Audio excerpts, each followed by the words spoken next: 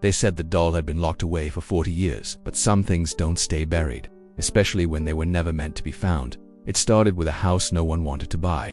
An old Victorian on the edge of town, its windows staring like lifeless eyes.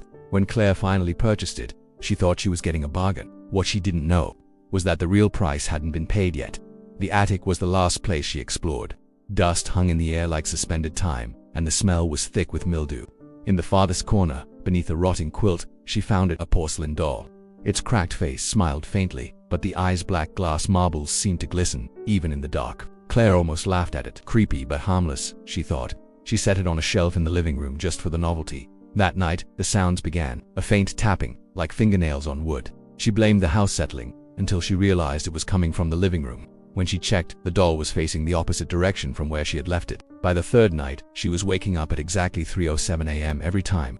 She'd find the doll closer, once on the floor by her bedroom door, another time perched on the stairs, as if it had been climbing. Claire told herself she was moving it in her sleep, but then she set up her phone to record hours of stillness. Then, at 3:07, the footage shifted. The doll's head turned, slow and deliberate, its unblinking eyes staring into the camera. And then, it smiled. The next morning, the phone was gone. She found it later in the attic, sitting in the doll's lap. The video file was missing. Claire tried to get rid of it. She drove miles away, leaving the doll in a dumpster behind an abandoned gas station. But the next morning, there it was, back on the living room shelf. Its dress was torn now, as if it had been crawling through something. That night, the tapping came again. This time it was from inside her bedroom. She didn't want to look, but the sound was moving closer, circling her bed, and then suddenly, in the dark, she could feel it.